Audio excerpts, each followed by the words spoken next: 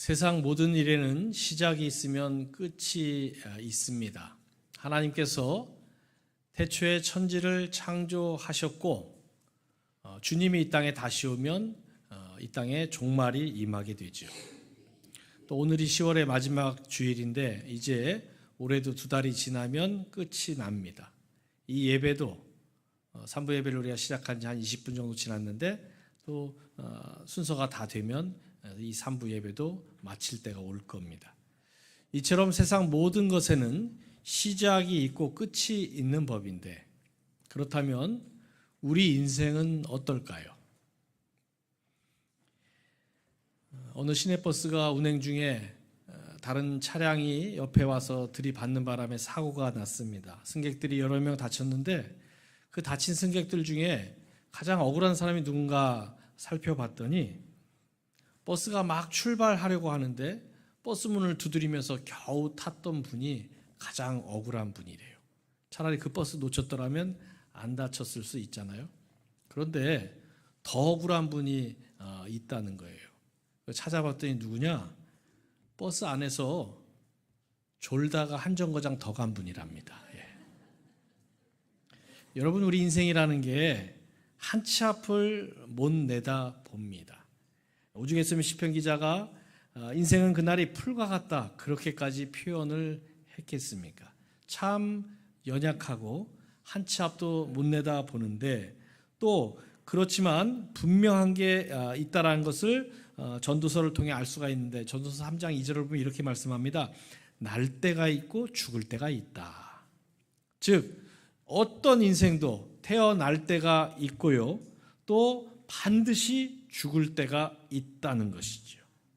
그래서 히브리서 9장 27절을 보면 한 번 죽는 것은 사람에게 정해진 것이요 그 후에는 심판이 있으리니 이 말씀처럼 인생의 마지막 날 우리 모두는 하나님의 심판대 앞에 서게 됩니다.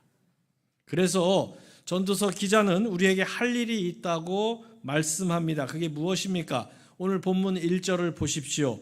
너는 청년의 때 너의 창조주를 기억하라. 곧 곤고한 날이 이르기 전에 나는 아무 낙이 없다고 할 해들이 가깝기 전에. 이 구절은 앞뒤가 문장이 도치가 되어 있죠. 그래서 다시 문장을 구성해 보면 이렇게 말씀드릴 수 있습니다. 너는 아직 젊을 때 곧 곤고한 날이 오기 전에 또 아무 낙이 없다고 말할 때가 되기 전에 너의 창조자를 기억하라. 곤고한 날 그리고 아무 낙이 없다고 말하기 전에 너의 창조자를 기억하라고 말씀합니다. 그리고 2절 하반절에서 다시 이렇게 강조하지요. 비 뒤에 구름이 다시 일어나기 전에 그리하라. 먹구름이 비를 몰고 오기 전에 그렇게 하라는 것입니다. 옥상에 빨래를 해서 널어놓았습니다. 그런데 갑자기 먹구름이 시커멓게 몰려옵니다. 그럴 때 여러분 어떻게 해야 됩니까? 얼른 빨래를 걷어야지요. 그런데 저렇게 먹구름이 시커멓게 잔뜩 끼어 있지만 비가 안 올지도 몰라라고 생각하고 빨래 안 걷었다가 비가 쏟아진 다음에는 후회해도 늦습니다. 그래서 먹구름이 비를 쏟아붓기 전에 창조주 하나님을 기억하라고 말씀합니다. 왜 기억해야 합니까? 사람의 인생에는 반드시 겨울이 오기 때문입니다. 자연이야 겨울이 와도 몇 달 지나면 다시 봄이 오지만 우리 인생은 겨울이 마지막 계절입니다. 육신의 삶에 다시 올 봄날은 결코 없습니다. 그래서 오늘 말씀은 이걸 잊지 말라는 것입니다. 여러분, 우리 인생에는 아무런 낙이 없다고 탄식할 오늘 본문에 나오는 표현처럼 곤고한 날이 반드시 옵니다. 그래서 2절 상반절은 해와 빛과 달과 별들이 어둡기 전에 창조주 하나님을 기억하라고 말씀합니다. 왜 그렇습니까? 해도 달도 별도 항상 빛을 발하는 게 아니기 때문입니다. 해도 질 때가 오고 별과 달도 그 빛을 잃을 때가 반드시 옵니다. 그래서 그날이 오기 전에 즉 하나님께서 우리에게 젊음을 주시고 건강을 주시고 기회를 주셨을 때 창조주 하나님을 기억하라는 것이죠. 여기서 기억하라는 것은 단순히 지식과 정보를 우리 뇌 안에 저장해 둔다라는 그런 뜻과는 다른 의미입니다. 창조주 하나님을 기억하라는 말씀은 오늘 본문 아래 13절 말씀처럼 하는 것이죠. 거기에 어떻게 나옵니까?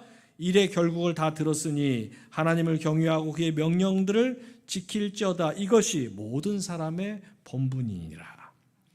이 말씀을 좀 더 쉽게 풀어서 말씀드리면 이렇습니다. 이제 모든 것을 다 들었으니, 오늘 본문이 전도서의 마지막 장 아닙니까? 이제 모든 것을 다 들었으니 결론은 이것입니다. 하나님을 두려운 마음으로 섬기고 그의 명령에 순종하십시오. 이것이 사람의 본분입니다. 여러분, 창조주 하나님을 기억하라는 것은 하나님을 두려운 마음으로 섬기고 하나님의 명령에 순종하는 것입니다. 즉 그분의 뜻과 말씀대로 사는 것입니다. 그렇다면 창조주 하나님은 어떤 뜻을 가지고 계시고 뭐라고 말씀하십니까? 오늘 본문을 보니까 인생의 곤고한 날이 일기 전에 준비하라고 하십니다. 어떤 준비를 해야 합니까? 전도서의 주제 3가지를 꼭 기억하십시오. 첫 번째, 메멘토 모리, 죽음을 기억하라고 했습니다. 이 메멘토 모리라는 말은 고대 로마 제국에서 유래된 말입니다. 전쟁에서 승리하고 돌아온 장군을 향해서 환영하는 사람들이 메멘토 모리, 죽음을 기억하라 이렇게 외칩니다. 환영하는데 왜 이런 말을 합니까? 한마디로 겸손하라는 것입니다. 지금은 전쟁에서 승리한 개선 장군이자 영웅이지만 당신도 한낱 유한한 인생에 불과하고 언젠간 반드시 죽는다는 걸 잊지 말라는 뜻입니다. 여러분, 그렇습니다. 사람은 누구나 반드시 죽습니다. 여기에는 예외가 없습니다. 그래서 솔로몬은 전도서 9장 5절에서 산자들은 죽을 줄을 알라고 말씀합니다. 너무 뻔한 말씀 아닙니까? 산자들은 죽을 줄을 알라. 왜 너무나 뻔한 이런 이야기를, 이런 말씀을 성경에 기록합니까? 살아있는 자들이 죽는 것이 정해져 있는데도 마치 자기 인생에는 죽음이 오지 않을 것처럼 살아가고 있기 때문입니다. 그래서 너무나 뻔해 보이지만 산자들은 죽을 줄을 알라, 그렇게 권고합니다. 죽을 줄 알면 어떻게 되기 때문입니까? 준비를 하게 되기 때문입니다. 어떤 준비를 합니까? 잘 죽을 준비를 합니다. 그런데 이건 좋은 수의를 준비하고 좋은 관을 준비하고 좋은 묘자리를 준비한다고 해서 다 해결되는 게 아닙니다. 잘 죽을 준비란 아까 말씀드린 히브리서 말씀처럼 한 번 죽는 것은 사람에게 정해진 것이라는 것을 분명하게 인정하고 미리부터 준비하는 것입니다. 만약 여러분이 해외로 이민을 가신다면 몇 년 전부터 계획을 세우고 하나씩 준비를 하실 겁니다. 그래서 죽음은 믿는 사람들에게는 이민과도 같은 것입니다. 이 땅에서 살다가 천국으로 옮겨가는 것이기 때문입니다. 하다못해 우리가 이사를 가더라도 몇 달 전부터 집을 알아보고 준비를 하나씩 하는데 하늘의 영원한 집으로 옮겨가면서 준비하지 않는다면 그게 오히려 이상한 것입니다. 그런데 모든 사람들이 준비하는 게 아닙니다. 우리 인생의 곤고한 날이 이르는 것, 이건 정해진 진리임에도 불구하고 이걸 준비하는 사람과 그렇지 못한 사람이 있습니다. 그래서 솔로몬은 전도서에서 잔치집보다 초상집에 더 가보라고 했습니다. 하지만 현실은 어떻습니까? 많은 사람들이 초상집보다 잔치집에 가는 걸 더 좋아합니다. 불신자들이 그러는 건 어쩔 수 없지만 만약 하나님의 자녀들도 그렇다면 이건 심각한 문제입니다. 그래서 솔로몬은 전도서 7장 4절에서 이렇게 분명하게 말씀합니다. 지혜자의 마음은 초상집에 있으되 우매한 자의 마음은 혼인집에 있느니라. 하나님의 자녀가 우리 인생에 죽는 날이 있다라는 것을 잊어버린다면 그것처럼 우매한 게 없다는 것입니다. 이 땅에서만 사는 것이 아니라 하늘에서도 살아야 할 존재인데 그걸 잊고 산다면 그것처럼 미련한 것이 없는 것이죠. 그래서 여러분 지혜로운 자가 되기를 원하십니까? 메멘토 모리, 늘 죽음을 기억하십시오. 그래서 여러분의 죽는 날을 태어나는 날보다 더 낫게 만들어가는 여러분 되시길 주님의 이름으로 축원합니다. 두 번째로 까르페 디엠, 오늘을 붙잡으라고 했습니다. 개똥밭에 굴러도 이승이 낫다라는 속담이 있지요. 비슷한 말씀이 전도서에 나옵니다. 전도서 9장 4절을 보면 산개가 죽은 사자보다 낫다라고 했습니다. 그만큼 많은 사람들이 죽는 것보다 사는 걸 더 좋아합니다. 그런데 이건 아주 자연스러운 우리의 본성입니다. 살고 싶어 하는 것, 그건 본성이지요. 그래서 누구도 뭐라고 할 수 없습니다. 그런데 문제는 우리가 이 땅에서만 사는 게 아니라는 것입니다. 우리에게는 두 종류의 삶이 있습니다. 이 땅에서의 삶과 천국에서의 삶입니다. 그리고 이 두 종류의 삶은 전혀 별개의 것이 아니라 서로 연결되어 있습니다. 하나님의 자녀는 이 땅에서 살다가 때가 이르면 마치 이민을 가듯 천국으로 옮겨가서 살아가게 됩니다. 이게 하나님이 정하신 우리 인생의 원리입니다. 그래서 초대교회 우리 신앙의 선조들은 주 예수여 오시옵소서 이렇게 기도했습니다. 하지만 먹을 것도 많아지고 놀 것도 많아지고 누릴 것도 많아진 요즘 이 시대에는 사람들이 이런 기도를 하지 않습니다.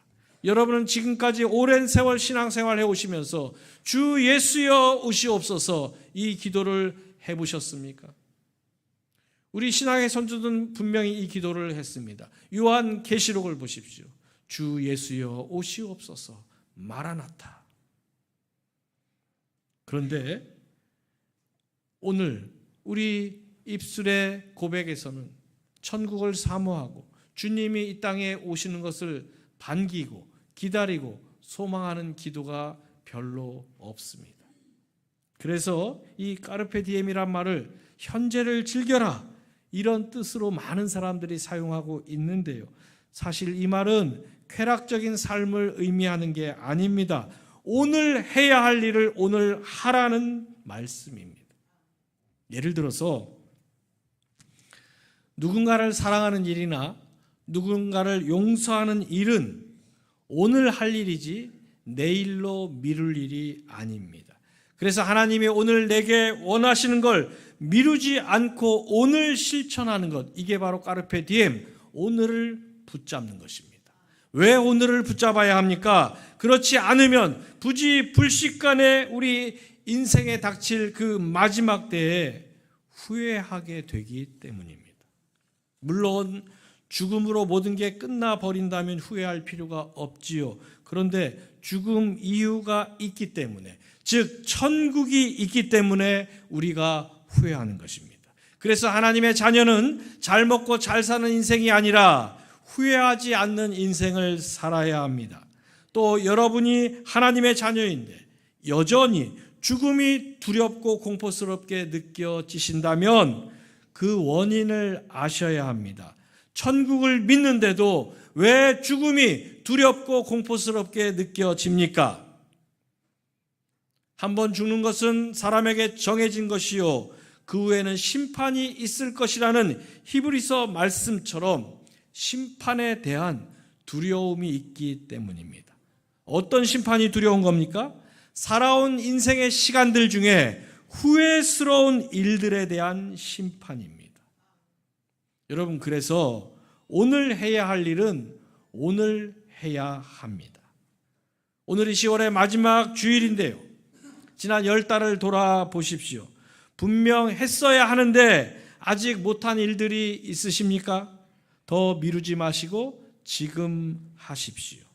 하나님은 여러분에게 내일의 시간을 허락하신 게 아니라 오늘의 시간을 허락하셨습니다.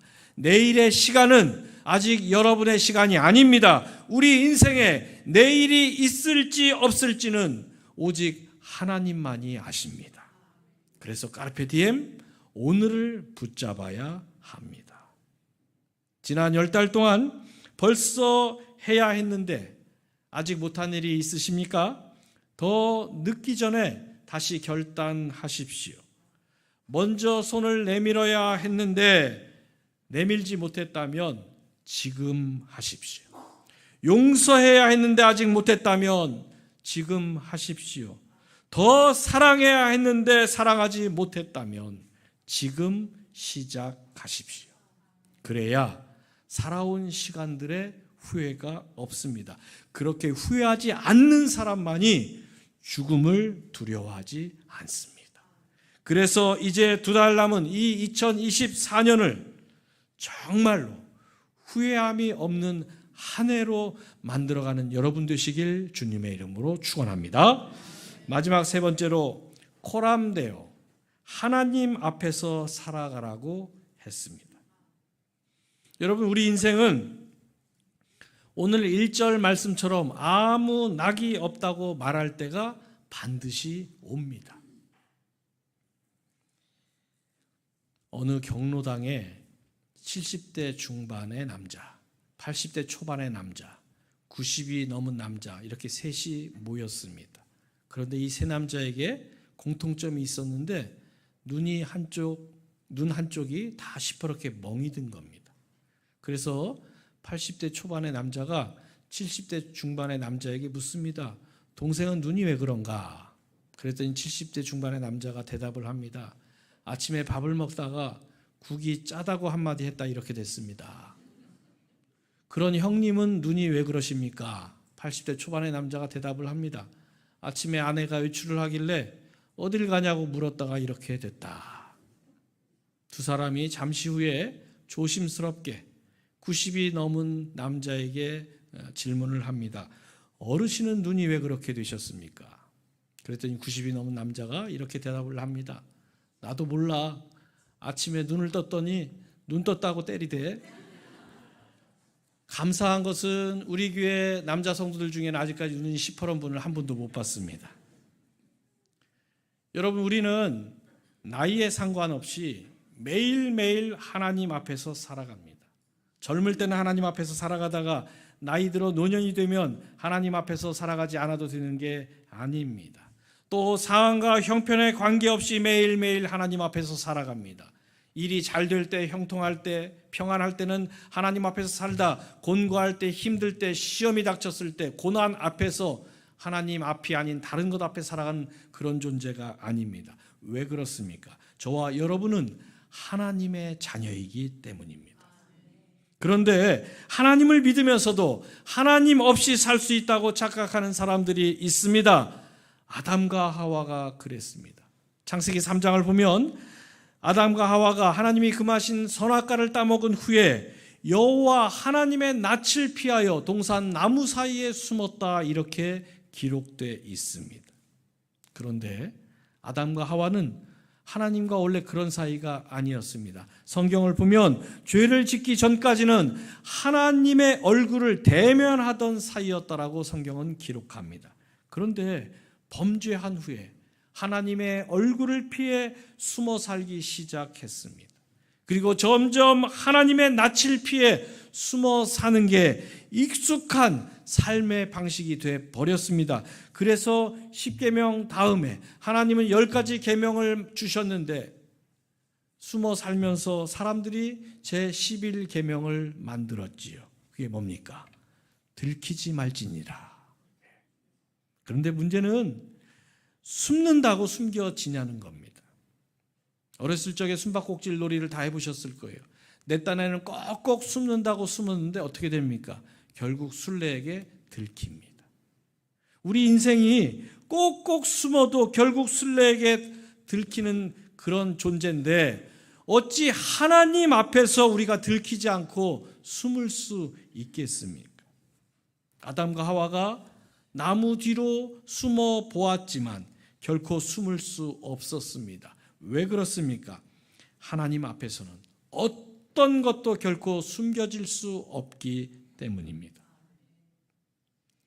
요즘 공항을 가면요, 출국 수속을 하기 위해서 검색대를 통과하지 않습니까? 그런데 최첨단 스캔 기능이 있는 검색 기계들은요, 우리 몸을 정말 엑스레이 투시하듯 우리 신체의 은밀한 부분까지 다 드러나게 보여준다고 그래요. 그래서 인권 침해 논란까지 벌어진 적이 있는데, 하나님 앞에서는 그것과는 차원이 다른 검색이 이루어집니다. 어떤 검색입니까? 하나님은 우리의 속마음까지 꿰뚫어 보십니다. 여러분, 그래서 하나님 앞에서는 숨길 것도 없고 감출 것도 없습니다. 그런데도 아담과 하와의 후손답게 우리는 종종 내가 잘만 하면 하나님을 속일 수 있다는 착각에 빠져 살 때가 있습니다. 다윗이 그랬습니다. 나단 선지자가 와서 자신의 잘못을 지적하기 전까지 다윗은 밧세바를 차지하기 위해서 우리아를 감쪽같이 죽이고 아무런 일도 없는 것처럼 살았습니다. 여러분, 다윗의 가장 큰 문제는 사람을 죽이고 잘못을 저지른 것이 아닙니다. 잘못을 저지른 후에 내가 하나님을 속일 수 있다라고 착각했던 것입니다. 왜 그렇습니까? 그 문제를 하나님 앞에서 바라보지 못했기 때문입니다. 사람들 앞에서만 바라보니까 내가 사람들의 눈을 속이면 완전 범죄가 될 수 있다라고 생각하고 주변의 모든 사람을 다 속였습니다. 그런데 딱 한 분 속이지 못한 분이 있었습니다. 바로 하나님입니다. 왜 그렇습니까? 하나님을 속일 수 있는 사람은 이 세상 어디에도 존재하지 않기 때문입니다. 하나님은 우리 마음의 중심을 보시는 분이고 우리의 머리털까지 세시는 분이십니다. 그래서 여러분, 우리가 살면서 늘 잊지 말아야 할 것이 있습니다. 우리는 언제나 어디서나 하나님 앞에서 살아가는 존재라는 것입니다. 이게 바로 코람데오 신앙입니다. 그리고 하나님의 자녀에게는 이 코람데오 신앙이 너무나 중요합니다. 왜 중요합니까? 성경을 보십시오. 하나님을 믿어도 모두가 승리하는 것이 아닙니다. 우리가 잘 아는 베드로도 히스기야도 요아스도 참으로 위대한 인물들이지만 실패할 때가 있었습니다. 언제 실패했습니까? 그들이 하나님 앞에서 살지 못할 때 실패했습니다. 그래서 실패하지 않는 믿음으로 살려면 언제나 어디서나 하나님 앞에서 우리가 살아가야 합니다. 요셉이 그렇게 살았습니다. 자신의 주인인 보디발의 아내가 보는 사람이 아무도 없으니 우리 동침하자라고 집요하게 유혹했을 때 그 유혹을 요셉은 이 한마디로 물리칩니다. 창세기 39장 9절을 보십시오. 내가 어찌 큰 악을 행하여 하나님께 죄를 지으리이까. 주인이시여 아무도 보는 사람이 없다고 하지만 내가 하나님이 보고 계시는데 그 앞에서 어떻게 죄를 지을 수 있겠습니까? 사랑하는 성도 여러분, 2024년 이 한 해도 벌써 10달을 살았습니다. 이제 올해의 남은 2달, 여러분 어떻게 사시겠습니까? 곤고한 날이 이르기 전에 다시 결단하고 하나님 앞에서 사십시오. 예배드리는 이 1시간뿐만 아니라 길을 갈 때도 밥을 먹을 때도 어디를 가든 무슨 일을 하든 나를 눈동자처럼 지켜보고 계시는 하나님 앞에서 살아가십시오. 그렇게 살 때 더 정직하고 더 겸손하게 살 수 있습니다. 그렇게 살 때 여러분의 옛사람이 여러분을 흔들지 못할 것입니다. 그렇게 살 때 악에게 지지 않고 선으로 악을 이길 수 있습니다. 그래서 매일매일의 삶을 하나님 앞에서 살아가는 여러분 되시길 주님의 이름으로 축원합니다.